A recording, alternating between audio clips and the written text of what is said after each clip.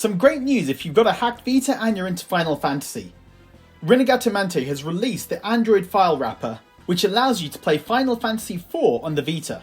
Now on the Vita you can play the PSP version of Final Fantasy IV, which is a remaster of the SNES version. The one available on Android is the DS version, which has 3D character models and voice acting. A lot of people have complained about this version because they're saying it's not really the kind of pure traditional Final Fantasy, and I remember seeing complaints about it years ago. But I really enjoyed it. I really liked the voice acting. I thought it was a great version for the game. And now we can play it on our Vita. So this video is an instruction how to set it up and also showing off some gameplay. The first thing you want to do is go to the Vita Homebrew database. You'll see there the most recent file is for Final Fantasy IV. Click into it, of course. Download the VPK.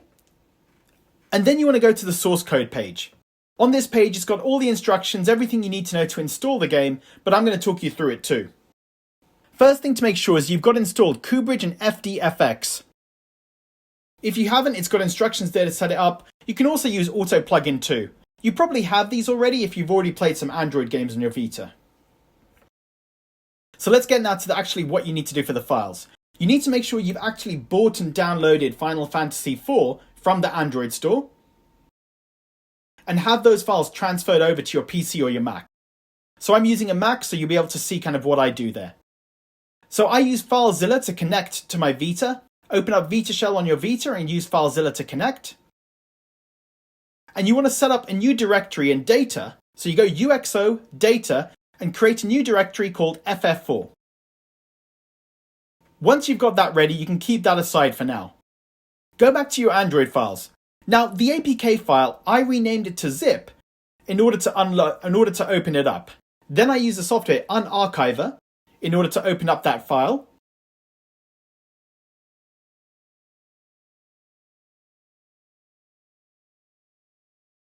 So we've got the file opened up now, the APK file. We're going to put that aside.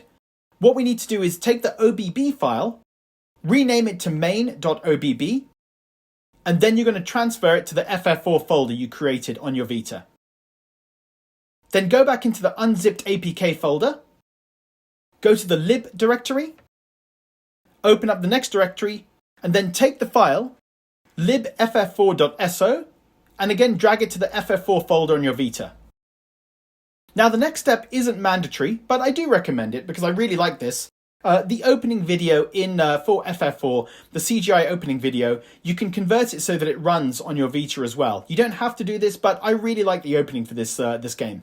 So the opening right now is a 1080 video, so you need to convert it to 720. I use a software called UniConverter, but whatever software you want to use, convert it to 720. Once you've converted it, take it over to your Vita again, take it over to the FF4 folder so that it's ready. Now that you've done all that, drag the VPK file onto your UXO folder on your Vita. You can shut down FileZilla now, or whatever you're using for FTP, and go to your Vita. Now on your Vita, go to the UXO folder, find the FF4 VPK and install it.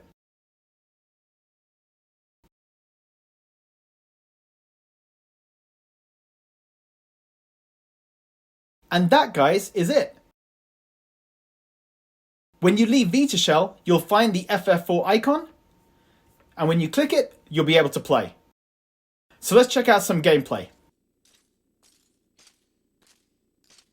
So I've tried just the first few minutes just to get an idea of how it's playing. Initial impressions, non-battle scenes are running fine. Actually, the cutscenes are running completely fine. When you're outside exploring the castle or exploring the area, again, completely fine.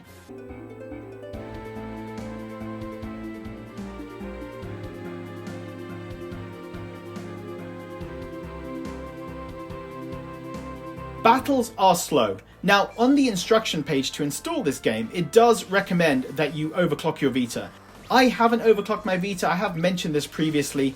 I do find that I've had some crashes previously when I was overclocking, so I removed all the overclocks on my Vita, and I haven't installed them again. So I'm playing it without overclock. I've just been hesitant to reinstall it just because of all the crashes. But you can see kind of when I'm battling how the game runs. It definitely would benefit from overclocking, so if you do have that installed and you're happy to keep that installed and you don't have any problems, then that's absolutely fine. For me, I'm kind of prefer not to.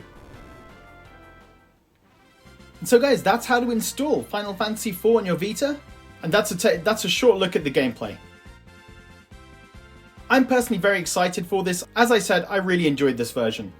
And it's just awesome to see more Android games coming to Vita. It is really exciting in terms of all the other games that could potentially be coming.